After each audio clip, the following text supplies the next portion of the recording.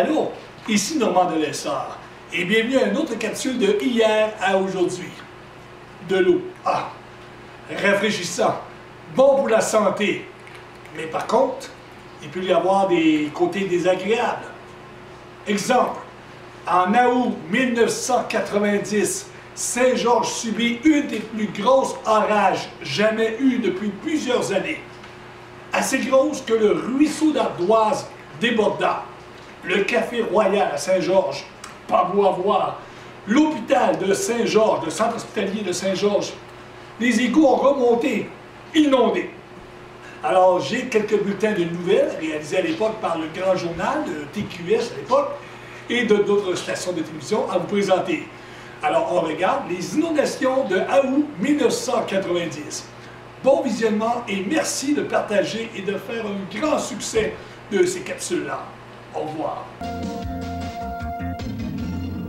Bonne fin d'après-midi, mesdames et messieurs. Ici André Jean de Québec. C'est le grand journal du 14 août 90. Eh bien, d'abord, il n'y a pas qu'au printemps que la Beauce connaît des problèmes. Hier soir, il y a eu un véritable déluge.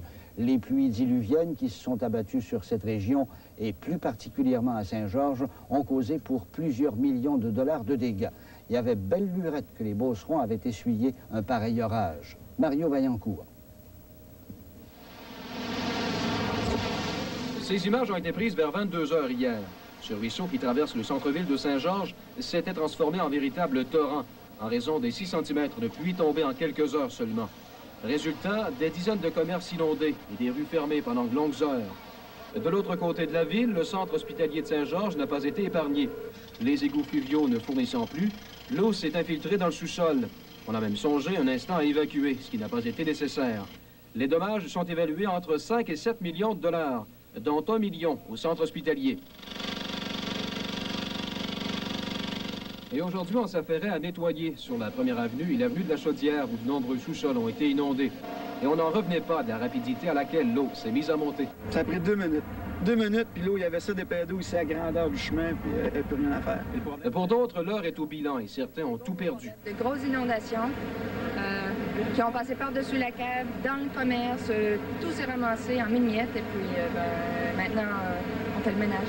Environ 150 résidences ont subi des dégâts, dont certaines ici sur la 159e rue. Ces images témoignent du débit d'eau au plus fort de l'orage. Devant l'ampleur des dégâts, le maire de Saint-Georges, Richard Busque, n'hésite pas un instant. Il a déjà lancé un appel au gouvernement pour obtenir une aide financière. On a demandé ce matin d'être déclarée zone sinistrée. Les demandes auprès du gouvernement vont être acheminées dans les prochaines heures. Le député ministre de Beauce-Sud, Robert Duthil, venu expressément de Québec pour l'occasion, n'écarte pas une aide gouvernementale. Il s'agit de voir l'ampleur des dégâts et il s'agit de voir dans quel programme, évidemment, le gouvernement pourrait être en mesure de collaborer avec la population. Pendant ce temps, à Saint-Joseph, c'est la rivière Chaudière qui a fait des siennes, bloquant la route 276.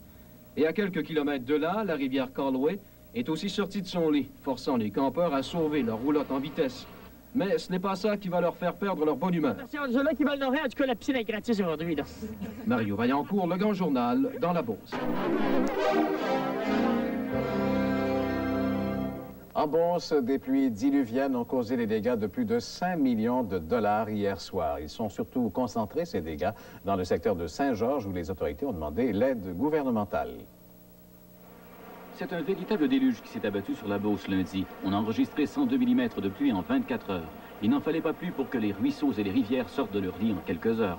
Et c'est au centre hospitalier de Saint-Georges, pourtant situé sur une colline, que les dommages sont les plus importants, notamment aux archives radiologiques. On parle de près d'1 million de dollars de dommages. Le tout a commencé par un affaissement du sol derrière l'hôpital, ce qui a eu pour effet de canaliser les eaux vers l'entrée du garage. Et dans l'espace de 10 minutes, on doit vous dire que le niveau d'eau est passé de 6 pouces à 3 pieds, pour atteindre un maximum de 5 pieds là, au niveau de l'établissement. Dans plusieurs secteurs, les rues sont lézardées et les terrains sérieusement endommagés. Au centre-ville de Saint-Georges, le ruisseau d'Ardoise a tout balayé sur son passage. C'est ce qu'on pourrait dire qu'on est sorti vite, très très vite, quand le cours d'eau il a rempli le restaurant, la cave, tout. Il y avait des gens dans la cave et on les a sortis à la dernière minute. Les 2 stations radiophoniques locales ont également subi des dégâts majeurs et c'est en plein air avec des moyens de fortune à la porte de l'émetteur qu'on y a fait de l'animation aujourd'hui. Les autorités municipales demandent maintenant d'être désignées zone sinistrée afin de recevoir le support de l'État. Ils évaluent les dommages à plus de 5 millions. Les mesures sont déjà prises ce matin. Les lettres sont en train de s'écrire et s'adresser aux différents ministères pour essayer d'avoir une participation du gouvernement dans de telles situations. On avait nos mesures d'urgence qui étaient en place, alors à ce moment-là, on est accessible à ces subventions s'il y a subvention. Le ministre régional Robert Dutil a aussi fait le tour des secteurs touchés en matinée. Il n'a jamais vu pareille situation en été. Moi, j'ai entendu parler de situations semblables en plein cœur de l'été, mais ça remonte aux années 1920. Alors, c'est pas des situations normales. On voit ça probablement une fois tous les 50 ou 60 ans. Des routes sont aussi fermées. C'est le cas notamment de la 276 à Saint-Joseph, dont le pont qui enjambe la Chaudière est encore inondé. C'est bien connu, les Beaucerons sont habitués aux caprices de Dame Nature, mais ils ne sont pas prêts d'oublier de sitôt cette soirée mémorable du 13 août 1990. Bernard Chabot, à Saint-Georges-de-Beauce.